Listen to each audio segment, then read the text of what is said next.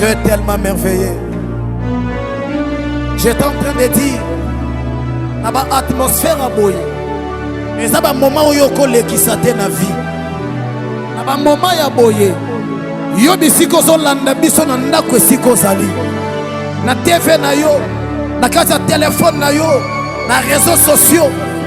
Si quand zama banda makambo sika na vie na yo, zama peso visa ozoluka, zama peso libalo ozoluka, fiancé wana kimaka yo, azongela yo, zamba sala keba ko pesela yo dot.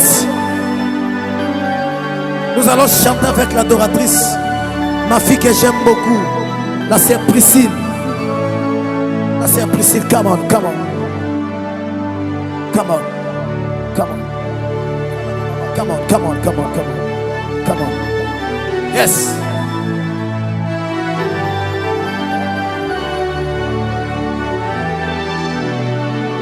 Hey!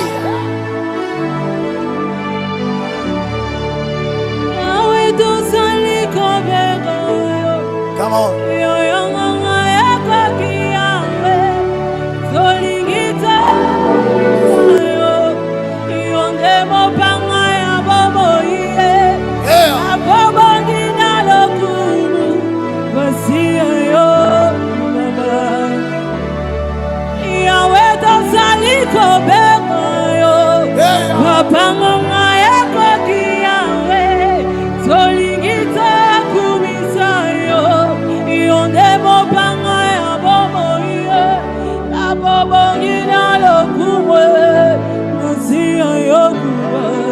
Yesu akitaka na nzemo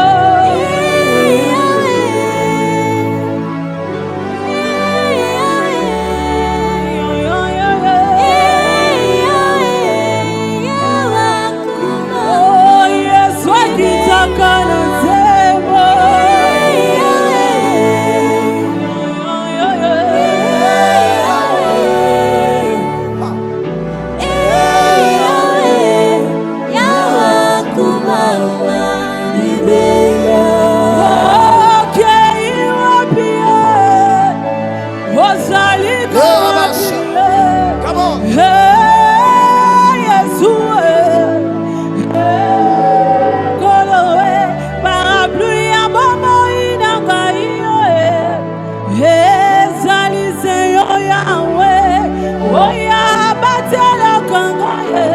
Ibekaya motona ngai esikana tia motona ngo batwa mayele basali bakuse na ngakombona Yesu kuseya akoma kona suga oh yakose kure tangwele kela kabiso oh, ako sekure, oh, sekuru kana, oh, sekuru ya, oh, sekuru koloe, yawa kubaba, osali desambe.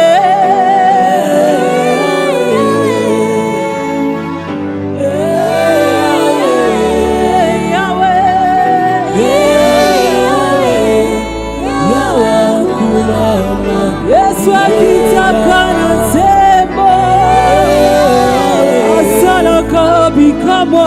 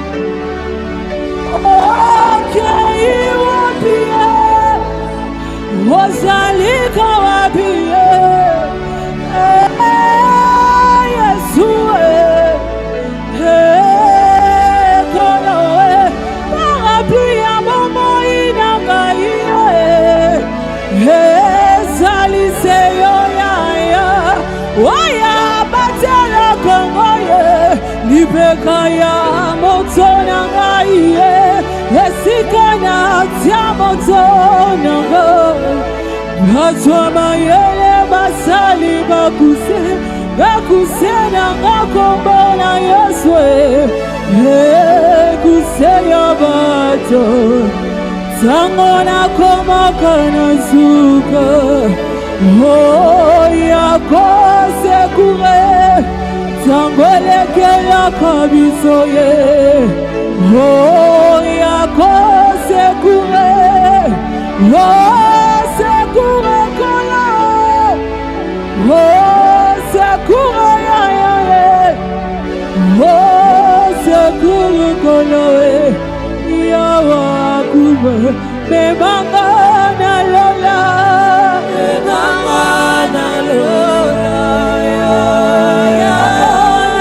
ona Elia besanga Samuele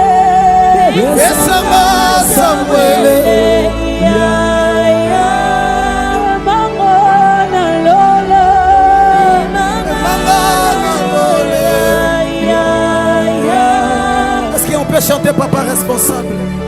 Papa responsable. Donc vous dites aussi papa responsable. Papa responsable.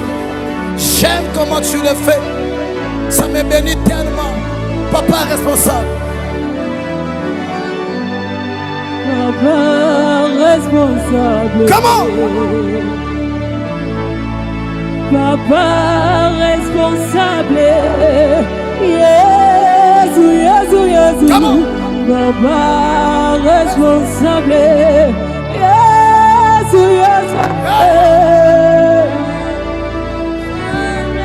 Yalongolanga na sonyo yo.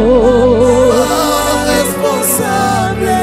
Yabesanga kimya motema. Responsable. Alongolanga na ba humiliation famille.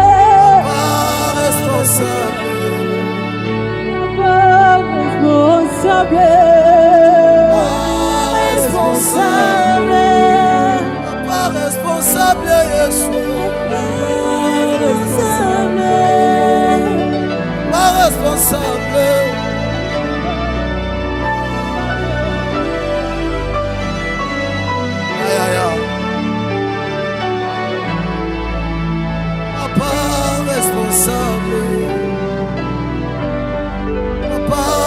Responsable Molongoli Soni Aza papa responsable Alongola Kasonia Seliba Papa responsable Alongola Kasonia quartier Papa responsable Amatisa Kabato Bavion na vie Papa responsable Akotisa Kaba visa na passeport Papa responsable. Yeah, papa responsable, Yesu.